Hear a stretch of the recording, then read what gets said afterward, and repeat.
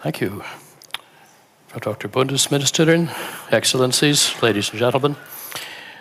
I'm grateful for this opportunity to help you explore why climate protection is not costly but profitable, and what proven energy solutions could help take humankind off the self-endangered species list to be replaced perhaps by the oil and electricity industries as we now know them.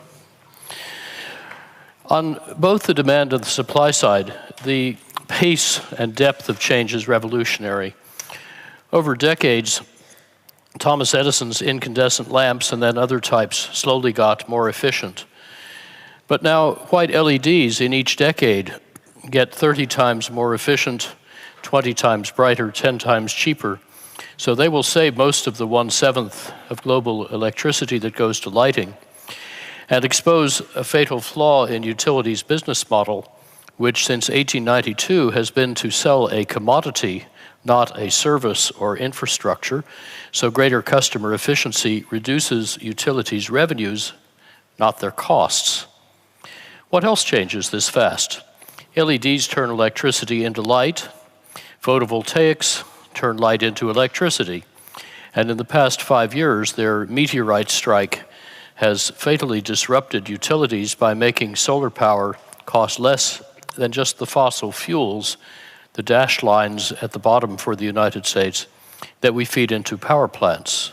And wind power, the lower aqua curve, is now so cheap that it often makes gas, coal, and nuclear plants shut down as uneconomic to run.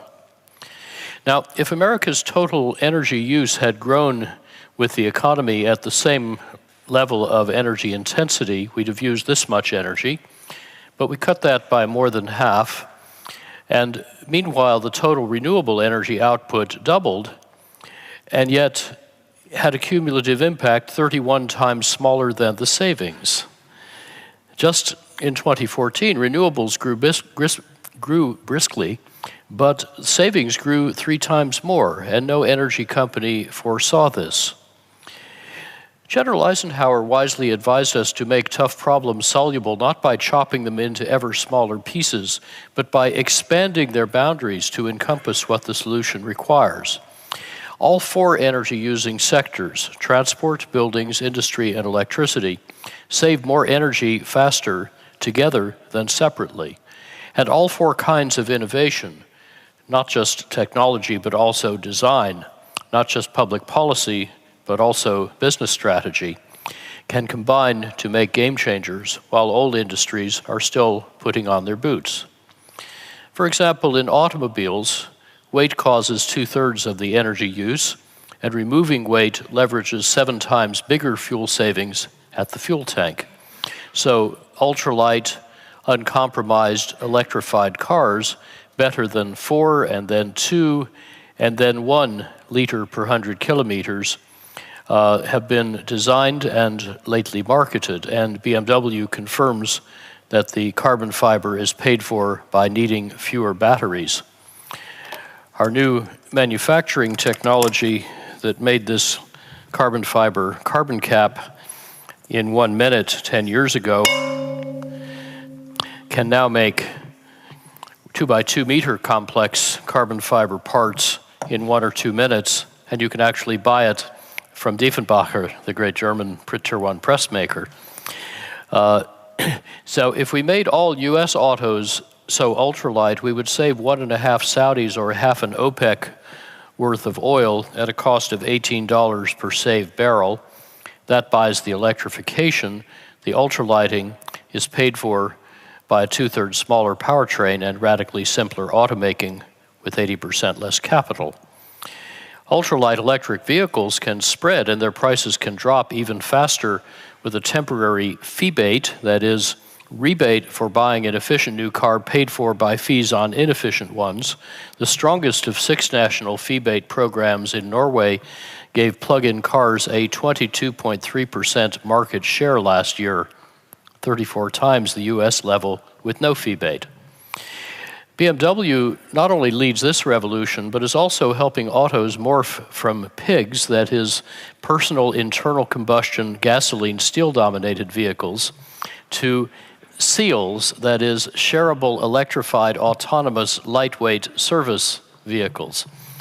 And cities are also starting to be designed around people, not cars. And we know how to make cost-effectively at least tripled efficiency airplanes and heavy trucks. So these opportunities keep expanding. In 1975, the US government and industry all said that the energy needed to make $1 of real GDP could never go down. A year later, I heretically suggested it could drop 67% in 50 years. So far, it's dropped 54% in 39 years. And yet, just the innovations so far can already save another threefold, twice what I originally thought, and a third the real cost. And 5 years later, even that is now looking conservative. Indeed, a method we call integrative design can often make very big energy savings cost less than small or no savings, turning diminishing returns into expanding returns. That's how I stay warm living near Aspen, 2,200 meters up in the Rocky Mountains, down to minus 44 Celsius. But my house does no combustion. That's so 20th century. And indeed, it has no heating system. Super insulation, ventilation, heat recovery, super windows that insulate like 16 or even 22 sheets of glass but look like 2 and cost less than 3, make it 99% passive solar heated, eliminating the heating system more than paid up front for the efficiency that displaced it, and saving 90% of the household electricity as well, still yielded a 10-month payback in 1983. Now, the central atrium, seen here in a February snowstorm, has so far produced 62 passive solar banana crops. Without needing to look like this, my house helped to inspire over 40,000 European passive buildings that likewise have no heating and roughly normal construction cost. And this works from Old Snowmass, Colorado to Bangkok, a climate range that includes nearly everyone on Earth. But wherever you live, integrative design gives many benefits from each expenditure. So the white arch you can see in the top of the upper middle photograph, holding up the middle of my house, has 12 different functions, but it has only one cost. Integrative design is accelerating. The 38% saving in our 2010 retrofit of the Empire State Building seemed pretty good until 3 years later, our cost-effective retrofit of another half-century-old big building saved 70%, making this difficult building more efficient than the best new U.S. office, which in turn is only half as efficient as my organization's new office, just opened, comfortable with no chillers or boilers or furnaces. And yet its technologies were all available over a decade ago. What has mainly improved is not technology, but design, the way we choose and combine technologies. So our new office is one of the 20 most efficient commercial buildings in North America. It's the most efficient in the coldest or next coldest climate zone. My favorite part of it is the 25 square meter Nega Mechanicals room, where I want to outline on the floor in industrial tape, like bodies at a crime scene, where the boilers and chillers were supposed to go before we designed them out. And we expect this building's cost premium with under a 4-year payback to drop to about zero with experience, just as in the German passive buildings. By the way, already this building in Bayern reportedly uses 3/5 less energy than ours, so that its rooftop solar cells make nearly 5 times as much electricity as all 3 stories use. Wow, I need to find out how they do that. Can public housing retrofits become super efficient too?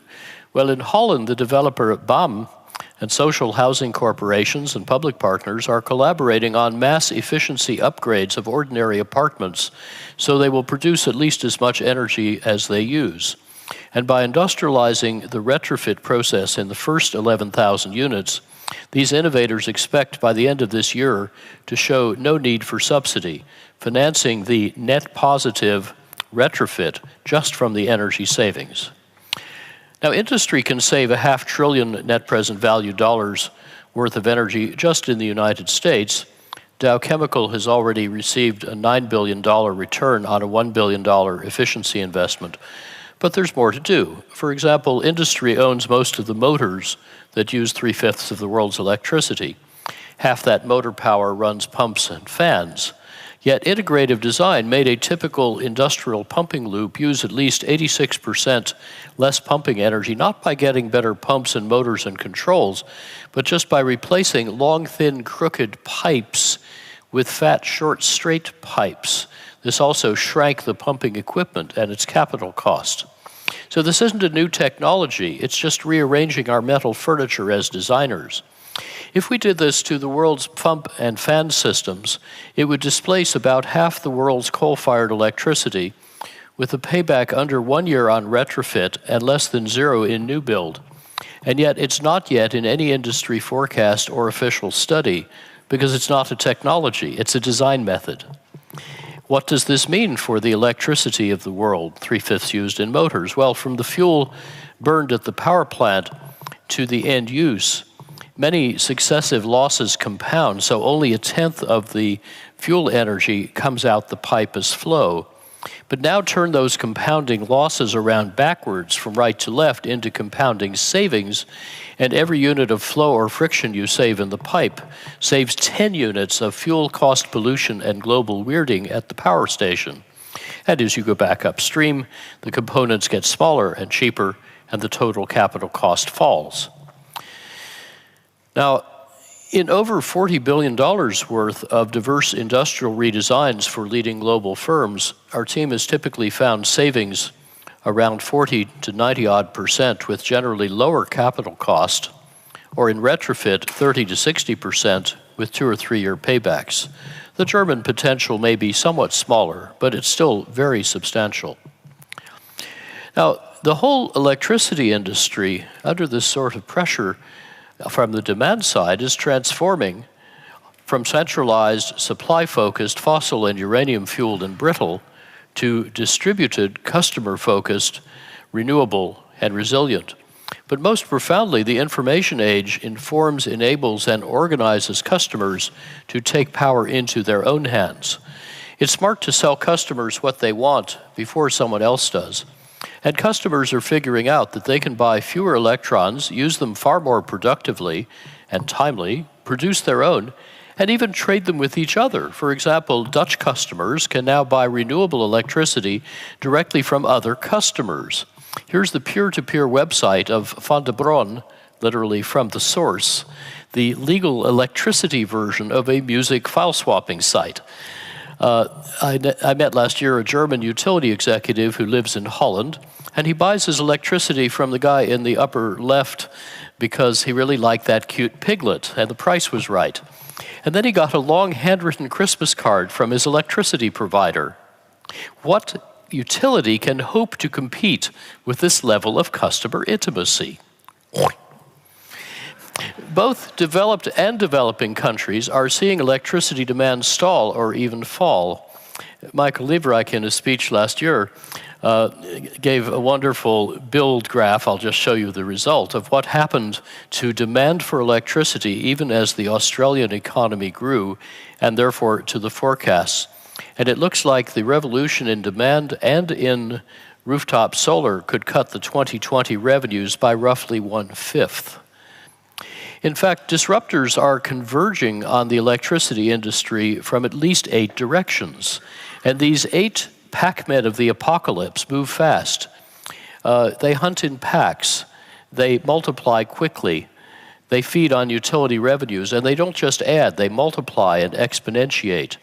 Together, they're creating an alien competitive landscape faster than most utilities, cultures, and stakeholders can cope. A year and a half ago, all central power plants were called dinosaurs. Too big, too inflexible, not even relevant for backup power in the long run. Who said that? It wasn't Greenpeace. It was Union Bank of Switzerland. Now, customers can swap rooftop photovoltaic electricity with the grid, but use storage to time shift power and save money. So for 5 US locations, from Honolulu at the bottom to suburban New York at the top, for households on the left and commercial buildings on the right, the colored annual bars project what fraction of electricity use can be more cheaply met by solar without net metering and behind-the-meter batteries than by grid power from 2014 to 2050. And you can see from this development that the utility revenues could drop by half in the 2020s. Tesla's home battery price just moved everything 3 years further to the left. Now let's add a third disruptor, flexible demand. In a typical Hawaiian household over the 24-hour day, appliances are used at different times, roughly half while the rooftop solar is operating, the yellow curve. But the main utility had a bright idea. They wanted to confiscate any extra solar output and not pay for it. What would a customer do? Well, probably buy smart appliances that, starting this year, can conveniently move 80 or 90% of the household loads into the solar hours. So the utility would lose nearly all its windfall and most of its ordinary revenue. All 6 anti-solar tariffs we have lately studied turned out to be well-aimed boomerangs, which will actually expand and speed solar adoption. Of course, at the wholesale level, U.S. electricity prices are now widely undercut by the average prices at which wind power and utility-scale solar power are being sold on long-term contracts at constant nominal price, therefore declining real price, and these prices keep falling. They do represent or reflect temporary federal subsidies, but the permanent subsidies for non-renewables are generally larger. And modern renewables scale up in a fundamentally different way. We used to build giant cathedral-like power plants, each costing billions of dollars, taking many years to design and build. But now, each year, with about the same capital, you can build a factory that produces each year thereafter enough solar cells to generate each year thereafter as much electricity as your cathedral will ultimately make. So in this little experiment, for the first 10 years, you're already a factor 15 ahead on cumulative solar output. This is why solar worldwide scales faster than cell phones. And yet we are often told that only coal, gas, and nuclear plants can keep the lights on because they are 24/7, while wind power and photovoltaics are variable and thus supposedly unreliable. Let me explain why neither part of that statement is true. First, variable does not mean unpredictable. Here's how accurately the French grid operator in a stormy winter month forecast a day ahead the output of the country's wind farms, and I'll bet they wish they could forecast demand this accurately. Second, the reason we built the grid is that no generator is 24/7. They all break. And when a big unit fails, you just lost 1 billion watts in milliseconds, often for weeks or months, often without warning. So grids routinely handle this intermittence by backing up failed plants with working plants. And in exactly the same way, but often at lower cost, grids can handle the forecastable variations of solar and wind power by backing up variable renewables with other renewables of other kinds or in other places. So highly reliable power can come from a portfolio of largely or wholly renewable sources when they're forecasted, integrated, and diversified by type and location. That's how the former East German utility 50 Hertz got 49% of its electricity last year just from wind and photovoltaics with extraordinary reliability. Consider this even more ambitious hourly simulation for Texas, which has no hydropower and is not connected to the rest of the United States. Its 2050 expected summer load shape for a week can get much smaller and less peaky with efficient use. Then we can install enough wind and photovoltaics to meet, say, 86% of the annual need and get the other 14% from dispatchable renewables: geothermal, small hydro, solar thermal electric, feedlot biogas burnt in existing gas turbines, burning municipal waste, burning obsolete energy studies. That's my favorite. And this 100% renewable supply can then be matched to the load by putting the surpluses into 2 kinds of distributed storage worth buying anyway: ice storage, air conditioning, and smart charging of electrified autos, both fully deployed by 2050. Then we can recover that distributed storage when needed and fill the last gaps with unobtrusively flexible demand. And then only about 5% of the annual renewable output is surplus, so the economics should be good. Now, this is not just theoretical. some national grid operators already integrate variable renewables in this way. Germany last year was 33% renewably powered. The year before, Italy 33%, Ireland 22%, Britain 19%. But 4 other European countries with modest or no hydropower got about half their 2014 electricity consumption from renewables without adding bulk storage and with superior reliability. For Denmark and Germany, about 10 times better than America's. So the operators have learned to run these grids as a conductor leads a symphony orchestra. No instrument plays all the time, but the ensemble continuously produces beautiful music.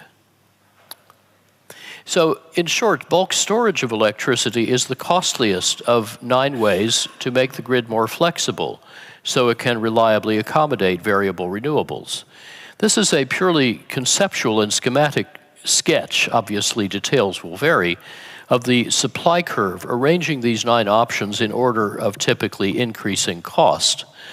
But in general, bulk storage, the costliest bit, is seldom necessary.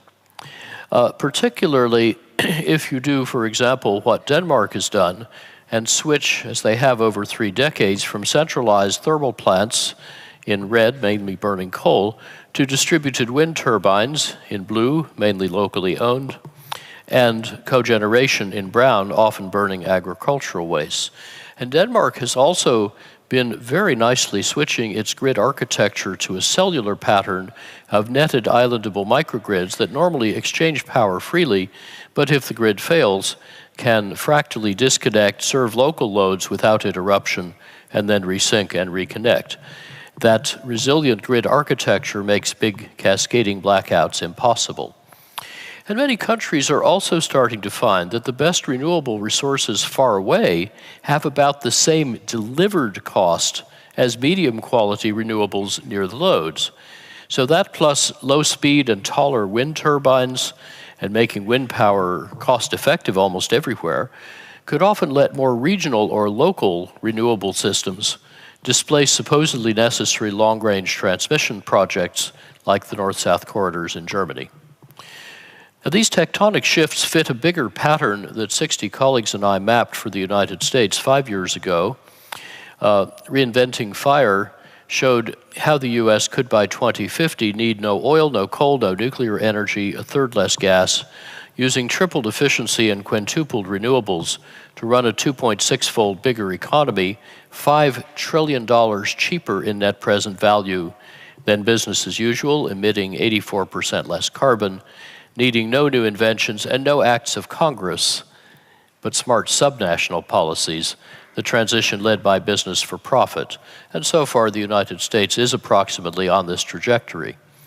Now, our Chinese consortium's similarly rigorous new synthesis, to be published in a few weeks, shows how China could, by 2050, achieve 7-fold higher energy productivity, 12-fold higher carbon productivity, clean air, 4/5 less coal, $3.7 trillion cheaper.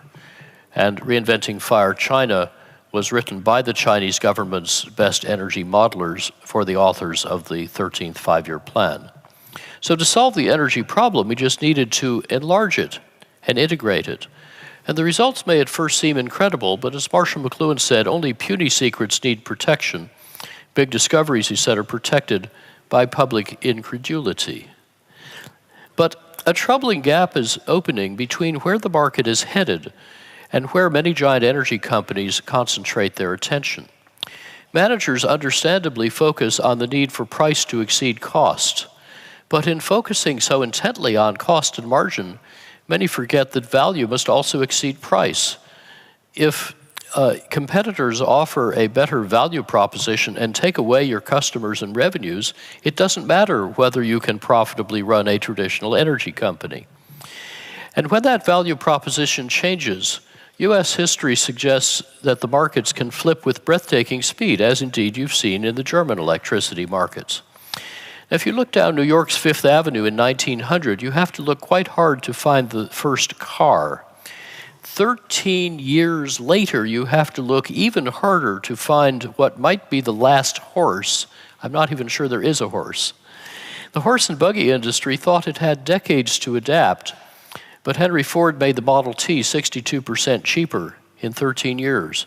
The fraction of households owning a car went up tenfold, from 8 to 80% in 10 years to 1928, 3/4 of them financed by this invention of DuPont and General Motors called car loan. Well, today, photovoltaics just got 80% cheaper in 5 years. That's accelerating. 3/4 of California rooftop solar is innovatively financed, and Ford's and Edison's industries are merging. This horse and buggy thinking is dangerous, but still rather common. As the late oilman Maurice Strong once said, not all the fossils are in the fuel. But DuPont's former chairman, Edgar Woolard, reminds us that firms hampered by old thinking won't be a problem because they simply won't be around long term. They're forgetting that the pace of transformation, as these pictures show, is set not by incumbents but by insurgents who are not inhibited by the incumbents' legacy assets or business models or cultures. Moreover, investors flee even before customers do. Capital markets keenly sniff out disruption, and if they think you're in or even headed for the toaster, they don't wait for the toast to get done before they decapitalize you and reinvest in your successors. That's how the stock price of Solar City, which just became a utility, has moved compared to our number 4 U.S. utility, Exelon. Or how an automotive startup called Tesla Motors gained half the market cap of General Motors while selling 0.6% as many cars. Now, investors still bear scars from the failure of big, strong companies that got too old and slow to survive the IT transition, although IBM did survive a near-death experience. But investors got rewarded by their successors. Many investors now sense that the energy industries are starting to be transformed beyond recognition, so they're getting skittish.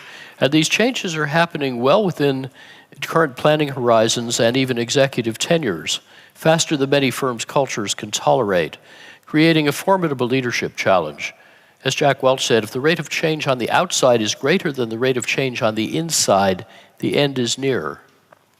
So which of the great companies on the left will be brave enough to make that perilous crossing, as E.ON and RWE began, at least before government policy muddled their journey, and join the firms on the right?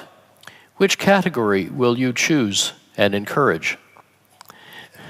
Today's energy transformation isn't just fundamental, it's elemental. The first industrial revolution was the age of carbon, creating our prosperity and the world's mightiest industries, from coal and oil and gas. But now this obsolete age of carbon is giving way to the modern age of silicon. Silicon microchips and telecoms and software turn people from isolated to networked, and systems from dumb to smart. Silicon power electronics make electricity interconvertible and precisely controllable, replacing fiery molecules with obedient electrons. And silicon solar cells enable the ascent of energy from mining the fires of hell to harvesting the breath and radiance of heaven. I want to end with those for whom this transition is most urgent, the 1.2 billion people who live in darkness off the grid. With family income around $2 a day or less, they have little prospect of getting or affording grid electricity. And these impoverished people pay about $38 billion a year, 1/5 of the total cost of global lighting services, to produce very inefficiently from kerosene 1/1000th of the world's light, plus huge health costs and carbon emissions that would rank 8th among nations. But now they can banish darkness and teach their daughters and sons to read. An entrepreneurial village woman can lease or sell them this photovoltaic, high-temperature lithium battery, Dutch microchip control, and state-of-the-art LED package that sits up on a Coke bottle or hangs from the ceiling. And it pays back in weeks or months against kerosene lighting. It will produce a very bright light for 10 hours on one day's solar charge, or the fourth setting down for 150 hours on one day's charge. And you can finance it on the smartphone that it recharges through its USB port. So no longer buying that kerosene is getting a perpetual annuity equivalent to a month's extra income per year. There goes the last bit of John Rockefeller's 156-year-old kerosene business. Which of these offerings is more exciting and lucrative and transformational? To which strategy would you entrust your company's fate and our common future? Germany's choice of the disruptive energy future, enabling the new system, not protecting the old, could just save the world. Thank you all for your good work and your kind attention.